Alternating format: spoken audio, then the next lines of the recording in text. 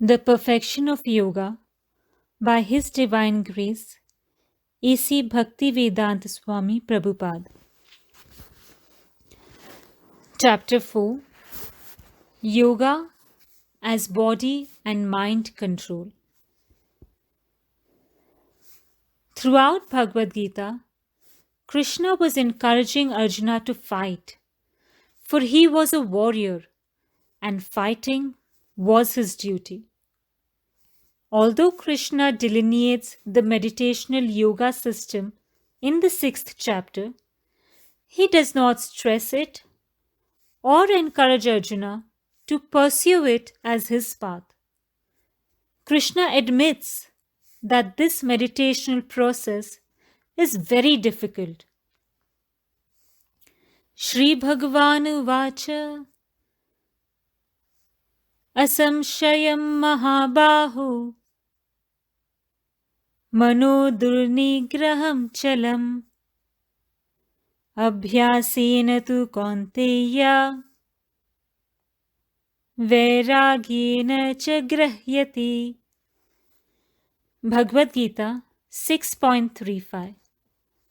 The blessed Lord said, O mighty armed son of Kunti, it is undoubtedly very difficult to curb the restless mind.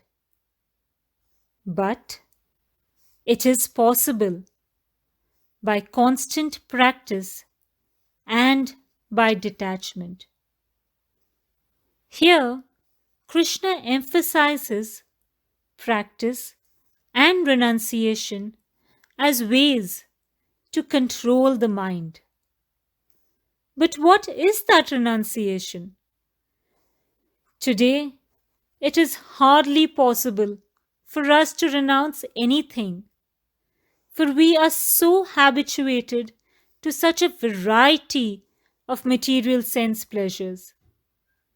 Despite leading a life of uncontrolled sense indulgence, we attend yoga classes and expect to attain success.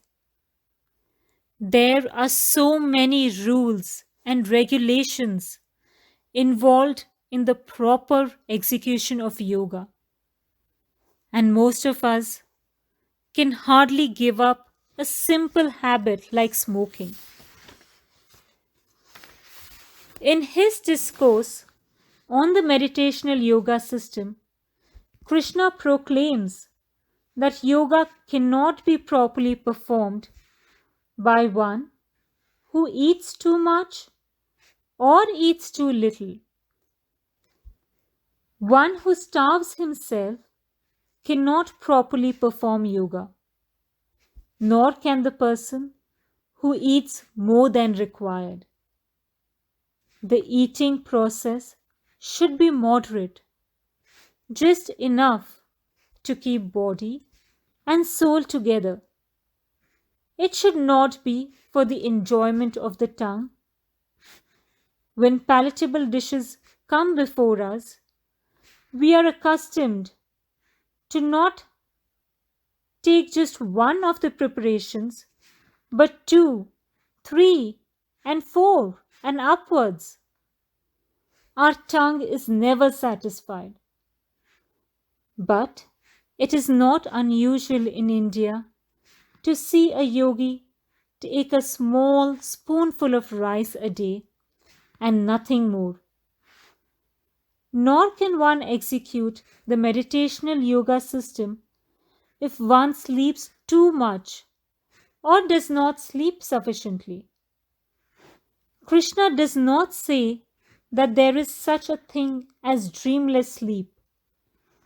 As soon as we go to sleep, we will have a dream, although we may not remember it. In the Gita, Krishna cautions that one who dreams too much while sleeping cannot properly execute yoga. One should not sleep more than 6 hours daily.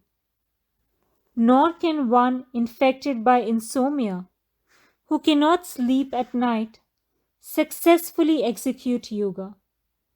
For the body must be kept fit. Thus, Krishna outlines so many requirements for disciplining the body. All these requirements, however, can essentially be broken down into 4 basic rules.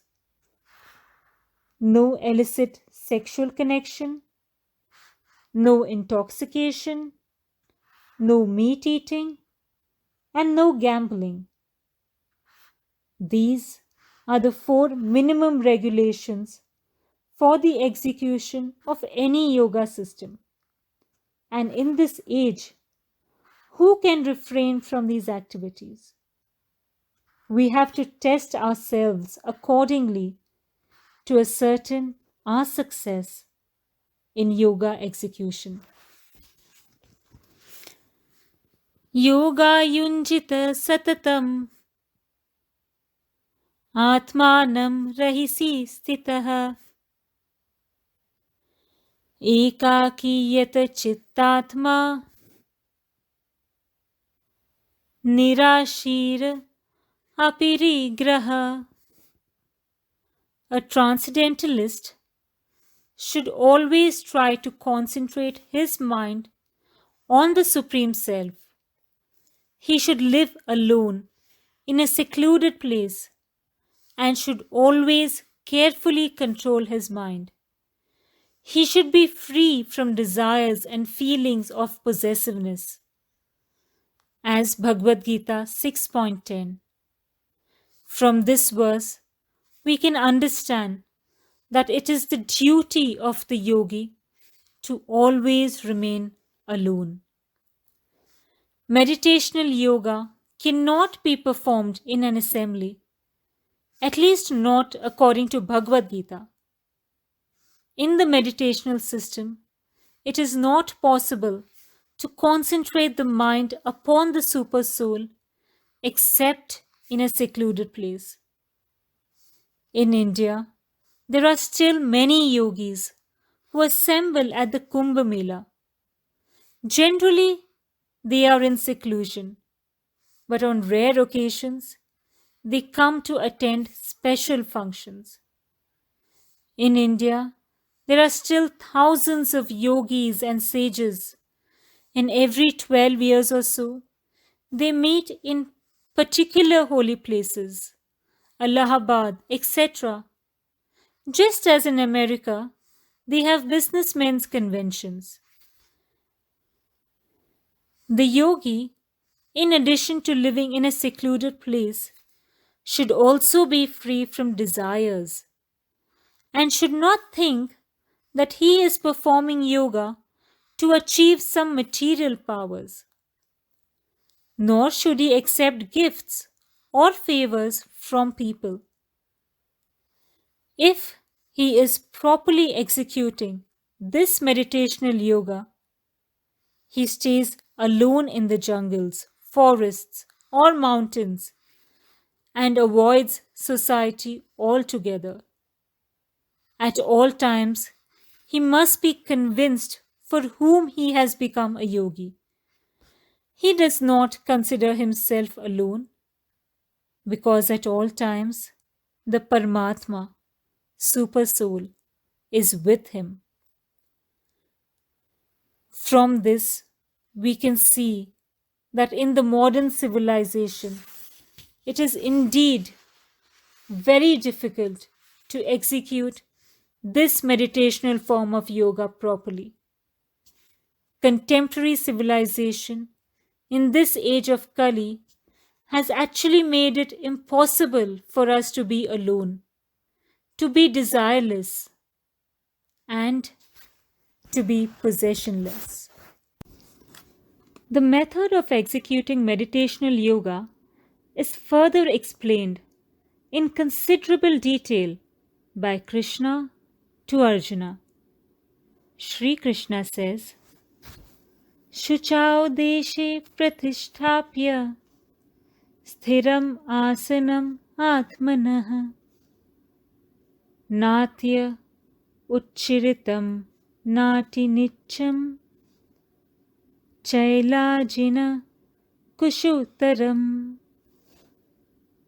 तत्रैकाग्र्यं मनः कृत्वा यथा चित्तेन्द्रियक्रियः उपाविश्यासने युञ्ज्याद् योगम् आत्मा विशुद्धये. Bhagavad Gita 6.11 and 12.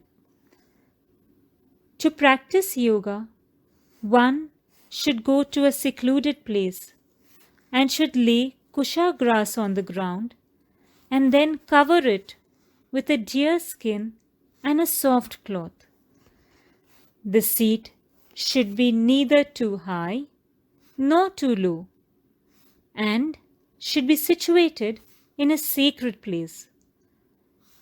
The yogi should then sit on it very firmly and should practice yoga by controlling the mind and the senses, purifying the heart and fixing the mind on one point.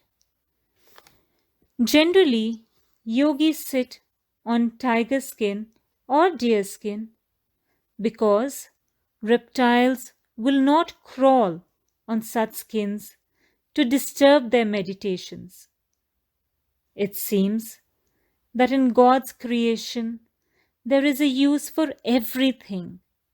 Every grass and herb has its use and serves some function, although we may not know what it is. So, in Bhagavad Gita, Krishna has made some provision whereby the yogi doesn't have to worry about snakes. Having acquired a good sitting place in a secluded environment, the yogi begins to purify the Atma, body, mind, and soul. The yogi should not think, now I will try to achieve some wonderful powers.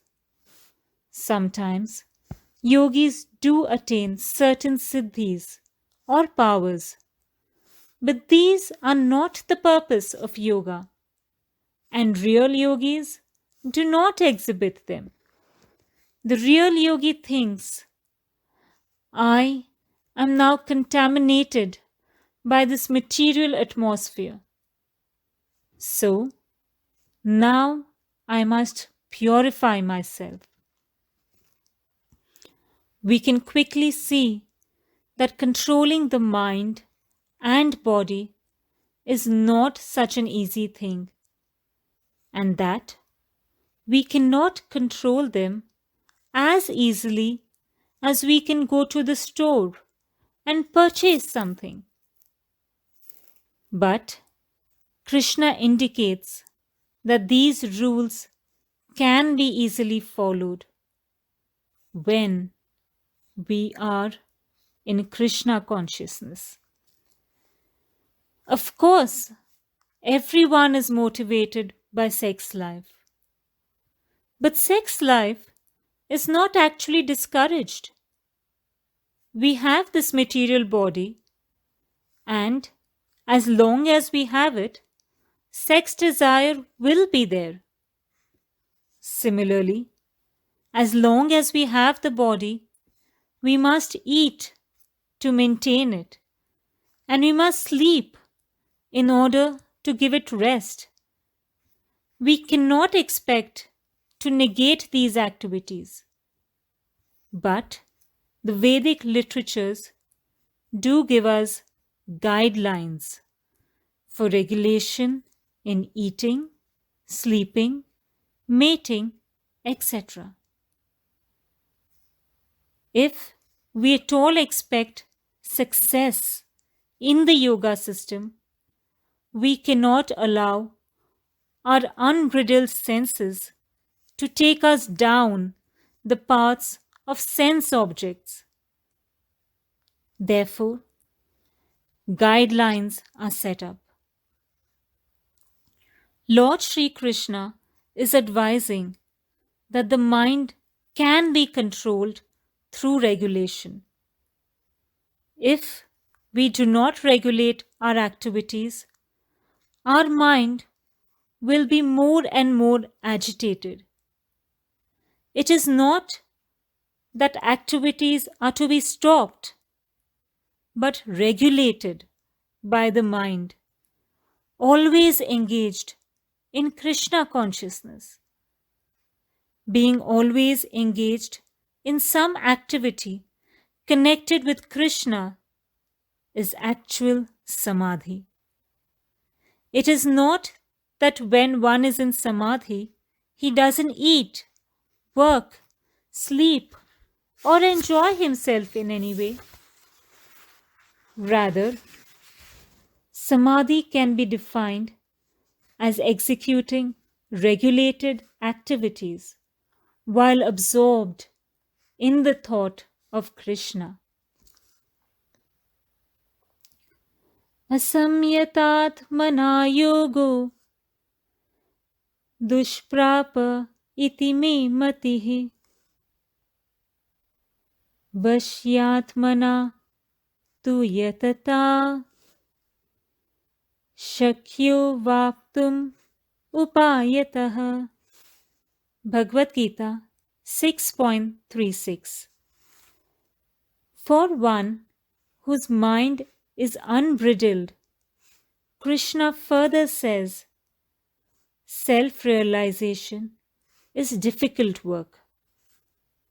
Anyone knows that an unbridled horse is dangerous to ride.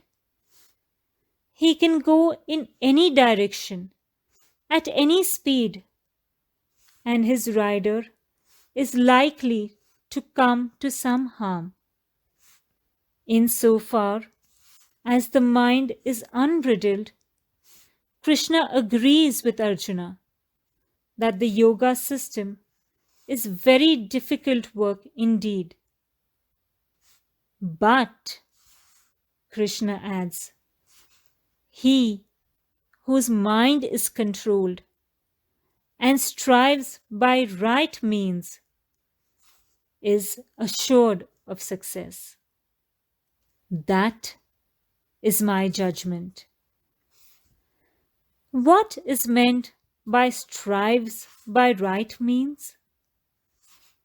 One has to try to follow the 4 basic regulative principles as mentioned and execute his activities absorbed in Krishna consciousness.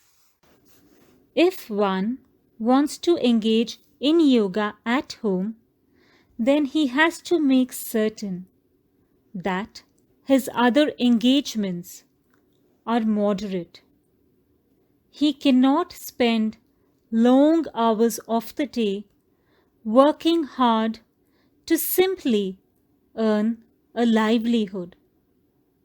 One should work very moderately, eat very moderately, gratify the senses very moderately, and keep his life as free from anxiety as possible. In this way, practice of yoga may be successful. What is the sign by which we can tell that one has attained perfection in yoga? Krishna indicates that one is situated in yoga when his consciousness is completely under his control. Yada viniyatam chittam atmani evavatishthati nishpraha sarvakamebhyo yukta iti uchyate tada. Bhagavad Gita 6.18. When the yogi, by practice of yoga, disciplines his mental activities and becomes situated in transcendence, devoid of all material desires, he is said to have attained yoga. One who has attained yoga is not dependent on the dictations of his mind. Rather, the mind comes under his control. Nor is the mind put out or extinguished, for it is the business of the yogi to think of Krishna or Vishnu always. The yogi cannot allow his mind to go out. This may sound very difficult, but it is possible in Krishna consciousness. When one is always engaged in Krishna consciousness, in the service of Krishna, then how is it possible for the mind to wander away from Krishna? In the service of Krishna, the mind is automatically controlled. Nor should the yogi have any desire for material sense gratification. If one is in Krishna consciousness, he has no desire other than Krishna. It is not possible to become desireless. The desire for sense gratification must be overcome by the process of purification. But desire for Krishna should be cultivated. It is simply that we have to transfer the desire. There is no question of killing desire, for desire is the constant companion of the living entity. Krishna consciousness is the process by which one purifies his desires. Instead of desiring so many things for sense gratification, one simply desires things for the service of Krishna. For example, we may desire palatable food, but instead of preparing foodstuffs for ourselves, we can prepare them for Krishna and offer them to him.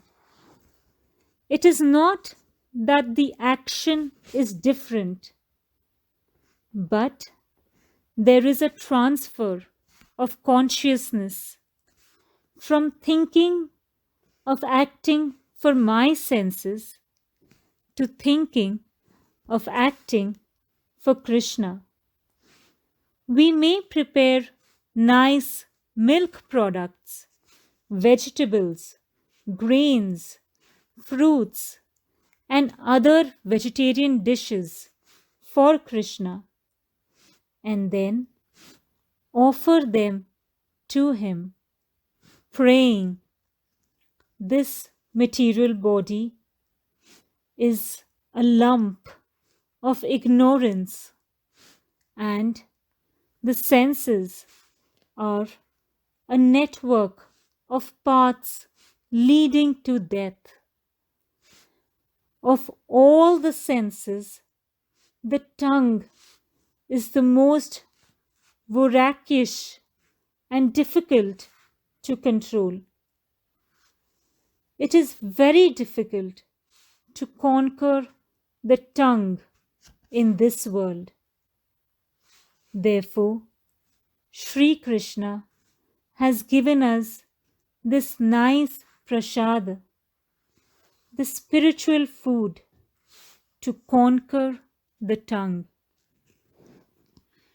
So let us take this prasad to our full satisfaction and glorify their lordships, Shri Shri Radha and Krishna, and in love call for the help of Lord Chaitanya and Nityananda Prabhu. In this way, our karma is sacrificed. For from the very beginning, we are thinking that the food is being offered to Krishna. We should have no personal desires for the food. Krishna is so merciful, however, that he gives us the food to eat. In this way, our desire is fulfilled. When one has molded his life in such a way, dovetailing his desires to Krishna's, then it is to be understood that he has attained perfection in yoga. Simply breathing deeply and doing some exercises is not yoga as far as Bhagavad Gita is concerned. A whole purification of consciousness is required. In the execution of yoga, it is very important that the mind is not agitated. Yatha deepo nivatastu ningati supama smrita yogino yata chittasya yunjatu yogam atmanah. Bhagavad Gita 6.19. As a lamp in a windless place does not waver, so the transcendentalist whose mind is controlled remains always steady in his meditation on the transcendent self. When a candle is in a windless place, its flame remains straight and does not waver. The mind, like the flame, is susceptible to so many material desires that with the slightest agitation it will move. A little movement of the mind can change the whole consciousness. Therefore, in India, one seriously practicing yoga traditionally remained brahmachari or celibate. There are two kinds of brahmachari. One is completely celibate and the other is grahastha brahmachari. That is to say, he has a wife, he does not associate with any other woman, and his relations with his own wife are strictly regulated. In this way, either by complete celibacy or restricted sex life, one's mind is kept from being agitated. Yet, when one takes a vow to remain a complete celibate, his mind may still be agitated by sexual desire. Therefore, in India, those practicing the traditional yoga under strict vows of celibacy are not allowed to sit alone, even with a mother, sister, or daughter. The mind is so fickle that the slightest suggestion can create havoc. The yogi should have his mind trained in such a way that as soon as his mind wanders from meditation on Vishnu, he drags it back again. This requires a great deal of practice. One must come to know that his real happiness is in experiencing the pleasure of his transcendental senses, not the material senses.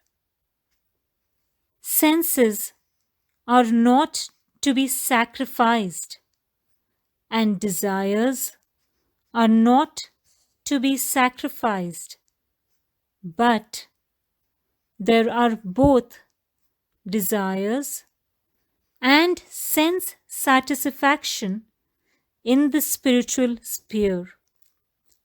Real happiness is transcendental to material, sensual experience. If one is not convinced of this, he will surely be agitated and will fall down. One should therefore know that the happiness he is trying to derive from material senses is not really happiness. Those who are actually yogis truly enjoy. But how do they enjoy? Ramante yogino anante. Their enjoyment is unlimited. That unlimited enjoyment is real happiness. And such happiness is spiritual, not material. This is the real meaning of Rama, as in the chant Hare Rama. Rama means enjoyment through spiritual life. Spiritual life is all pleasure, and Krishna is all pleasure. We do not have to sacrifice pleasure, but we have to enjoy it properly. A diseased man cannot enjoy life. His enjoyment of life is a false enjoyment.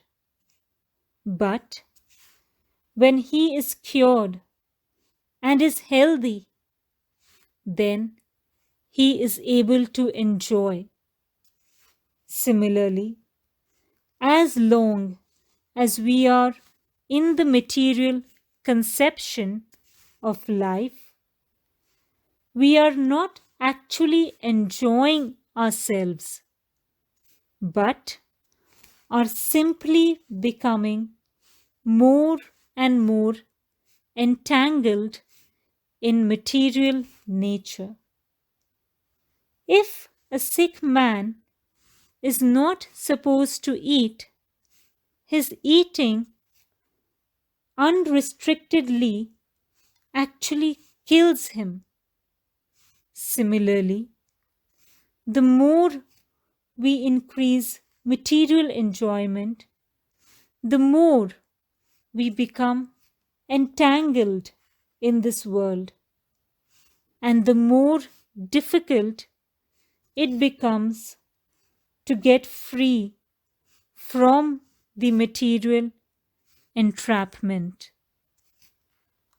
All of the systems of yoga are meant to disentangle the conditioned soul from this entrapment, to transfer him from the false enjoyment of material things to the actual enjoyment of Krishna consciousness.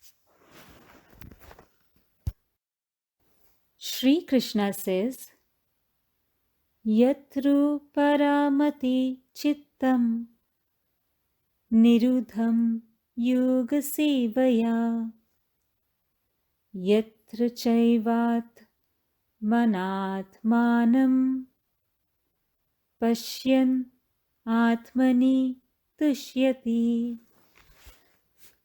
sukham atyantikam yat tad buddhi grahayam atindriyam veti yatra na chaivayam sthitas chalati tatvatah yamalabadva chaparam labham manyate nadhikam tatah yasmin sthito na dukkhena gurunapi vichalyate tam vidyad dukha samyoga viyugam yoga samanitam. Bhagavad Gita 6.20 to 23. In the stage of perfection called trance or samadhi, one's mind is completely restrained from material mental activities by practice of yoga. This is characterized by one's ability to see the self by the pure mind and to relish and rejoice in the self. In that joyous state, one is situated in boundless transcendental happiness and enjoys himself through transcendental senses. Established thus, one never departs from the truth, and upon gaining this, he thinks there is no greater gain. Being situated in such a position, one is never shaken, even in the midst of greatest difficulty. This, indeed, is actual freedom from all miseries arising from material contact. One form of yoga may be difficult and another may be easy, but in all cases, one must purify his existence to the conception of Krishna conscious enjoyment. Then one will be happy. Yada hi nendriyarthesu na karmasva anusajjati sarvasankalpa sannyasi yogarudhas tadochyate uddhared atmana atmanam na atmanam avasadayet atmaiva hi atmano bandhur atmaiva ripura atmanah. Bhagavad Gita 6.4 and 5. A person is said to have attained to yoga when, having renounced all material desires, he neither acts for sense gratification nor engages in fruitive activities. A man must elevate himself by his own mind, not degrade himself. The mind is the friend of the conditioned soul and his enemy as well. We have to raise ourselves to the spiritual standard by ourselves. In this sense, I am my own friend and I am my own enemy. The opportunity is ours. There is a very nice verse by Chanakya Pandit. No one is anyone's friend. No one is anyone's enemy. It is only by behavior that one can understand who is his friend and who is his enemy. No one is born our enemy, and no one is born our friend.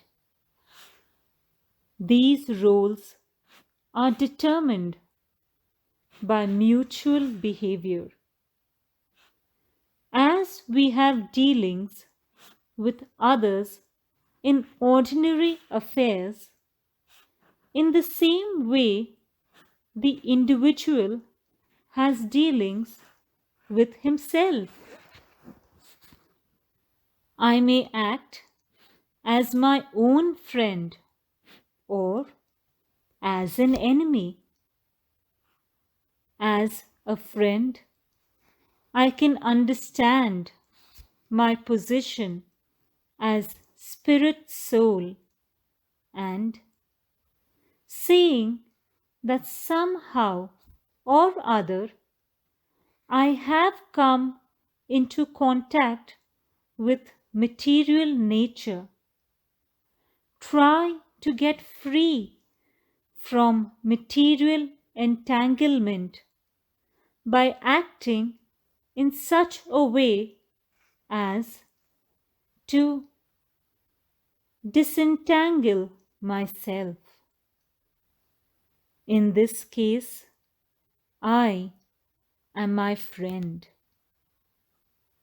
But if even after getting this opportunity, I do not take it, then I should be considered my own worst enemy. Bandhur atmatmanastasya yen atmaiva atmana jitaha anatmanastu shatrutve vartet atmaiva shatruvat. Bhagavad Gita 6.6. For he who has conquered the mind is the best of friends. But for one who has failed to do so, his very mind will be the greatest enemy. How is it possible for one to become his own friend? This is explained here. Atma means mind, body, and soul.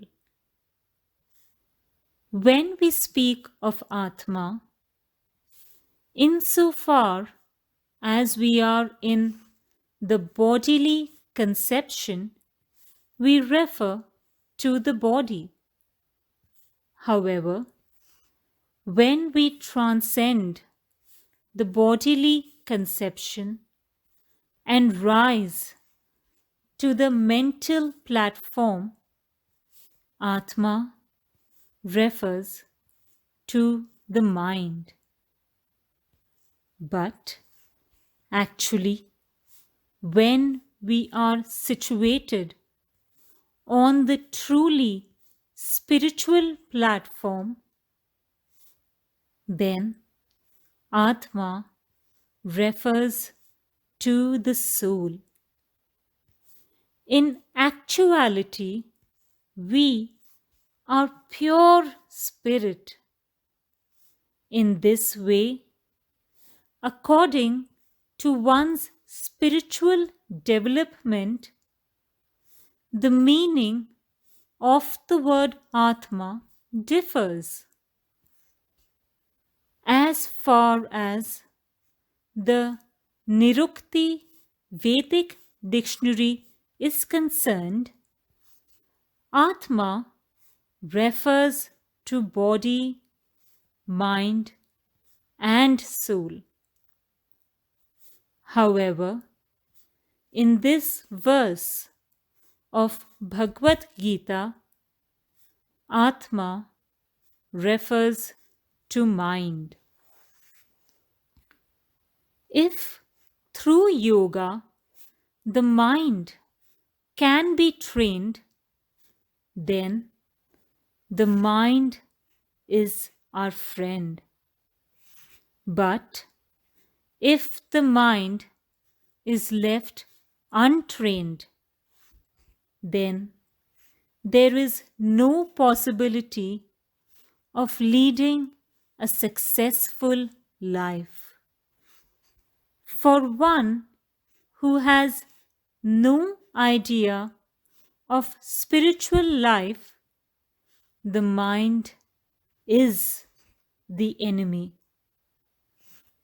If one thinks that he is simply the body, his mind will not be working for his benefit. It will simply be acting to serve the gross body and to further condition the living entity and entrap him in material nature. If, however, one understands one's position as spirit soul apart from the body, the mind can be a liberating factor. In itself, the mind has nothing to do. It is simply waiting to be trained, and it is best trained through association. Desire is the function of the mind, and one desires according to his association. So, if the mind is to act as friend, there must be good association. The best association is a sadhu, that is, a Krishna conscious person or one who is striving for spiritual realization. There are those who are striving for temporary things, asat. Matter and the body are temporary. And if one only engages himself for bodily pleasure, he is conditioned by temporary things. But if he engages himself in self-realization, then he is engaged in something permanent, Sat. Obviously, if one is intelligent, he will associate with those who are trying to elevate themselves to the platform of self-realization through one of the various forms of yoga. The result will be that those who are sadhu or realized will be able to sever his attachment to material association. This is the great advantage of good association.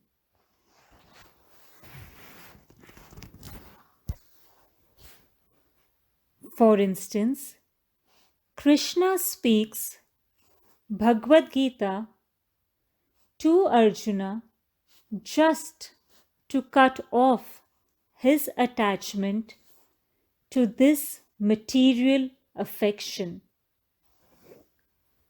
Because Arjuna is attracted to things that are impeding the execution of his own duty, Krishna severs these things.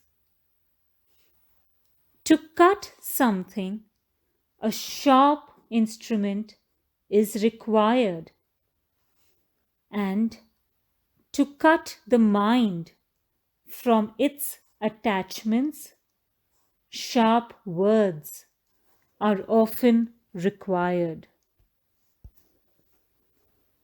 The sadhu or teacher shows no mercy in using sharp words to sever the student's mind from material attractions.